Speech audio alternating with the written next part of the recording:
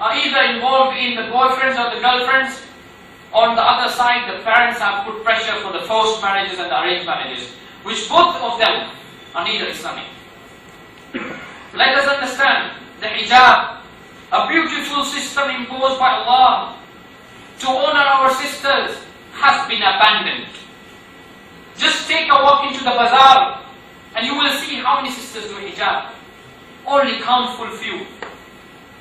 And the matter does not stop at the social part or the economic part. Let us look at the educational part. In the past 100 years of Nobel Prizes, where 600 odd Nobel Prizes have been given, let us count how many Nobel Prizes have been given to Muslims in the field of science and technology. It is amazing that the number of Muslims who have attained this Nobel Prize are just a handful few. And those who have attained it, if you look at what they have done, is no more than further destruction of the Ummah. There is Muhammad Yunus from Bangladesh. He is famous for bringing a system. You see, all other banks, they take, when you take money for a loan, which obviously is haram, so they will take 12%, 14%.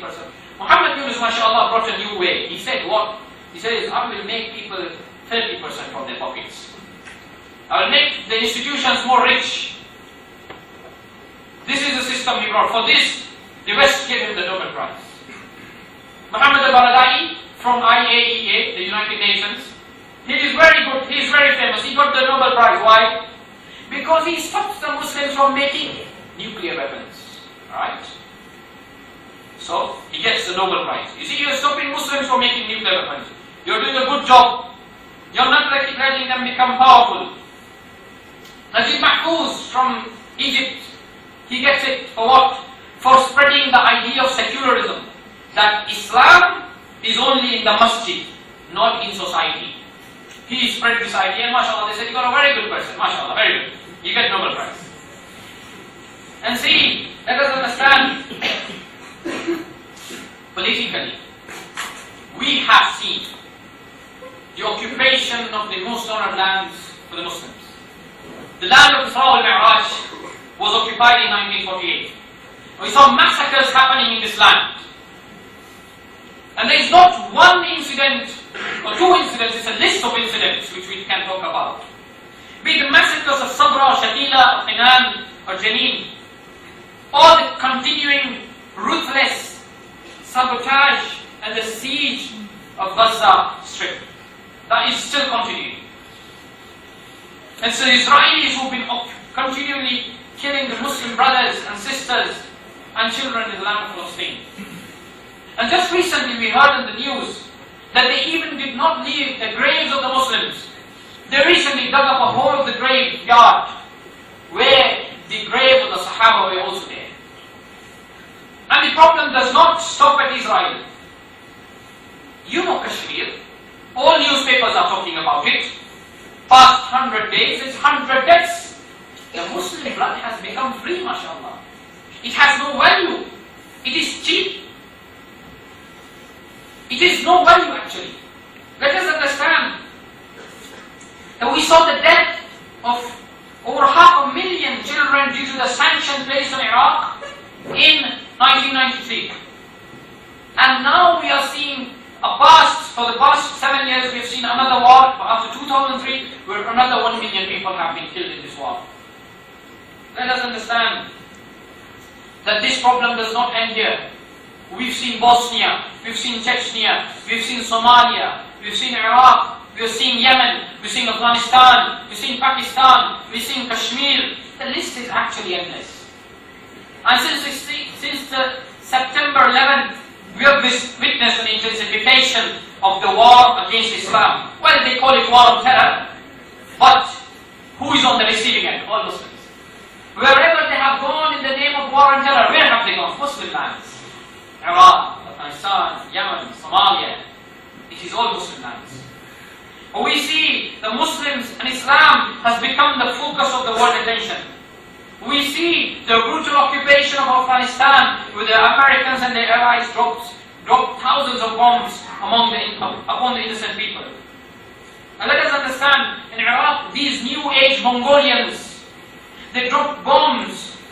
And this latest war has led to more than 15 lakh Muslims being killed. And we saw how they treat Muslims.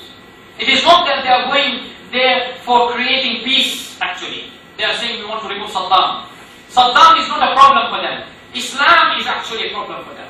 We saw their treatment, how they treated Muslims in Abu Ghraib. We saw how they treat Muslims in Guantanamo. We saw just a few weeks back in Ramadan how they treated young Kashmiri brothers. They put them naked on the road and made them march, and then they made the video and put on YouTube.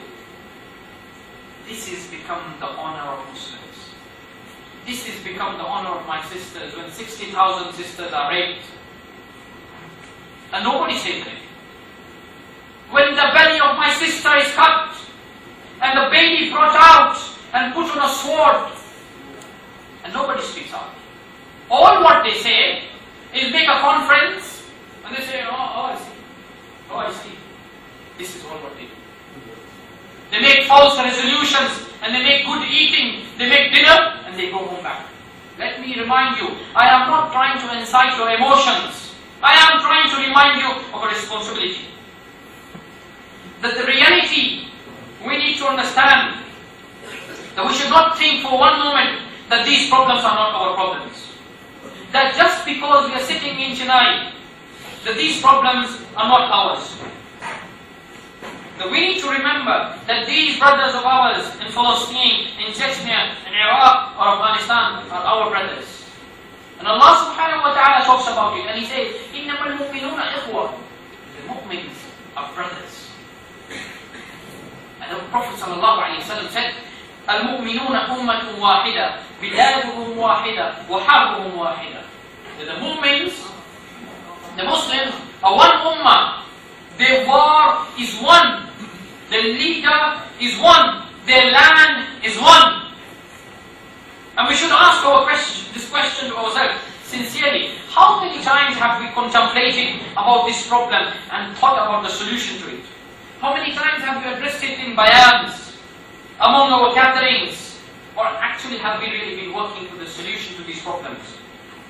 I want to ask you, imagine if the Kaaba is attacked tomorrow.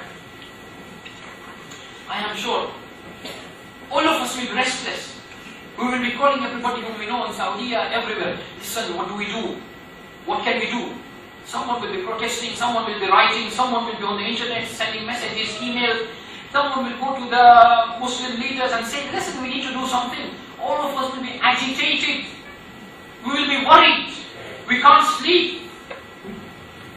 We would strive all efforts to stop it. And let us understand in this context what weight has Allah subhanahu wa ta'ala placed on the blood of the Muslim. The Prophet sallallahu alayhi wa sallam, while doing tawaf, he said to the Kaaba, he's saying, Ma a'zamaki, how great you are, wa ma ashrafaki, and how blessed you are, wa ma ajmalaki, how beautiful you are in the sight of Allah, but the blood of the Muslim is worth more than you and all your surroundings. The blood of one Muslim. I question myself and you, my respected brothers, friends and elders, that how many Kaabas have been destroyed? That the Muslim blood is weighed more than the Kaaba. Every day thousands of Kaabas have been destroyed. The Muslim blood is being spilled. Let us understand that if this is the value of the Muslim blood, then surely we must work seriously to protect it. Muslims all over the world should feel the pain of these problems and discuss these issues among themselves. And let us not mistakenly think, when I talk about economics, education, social system, politics,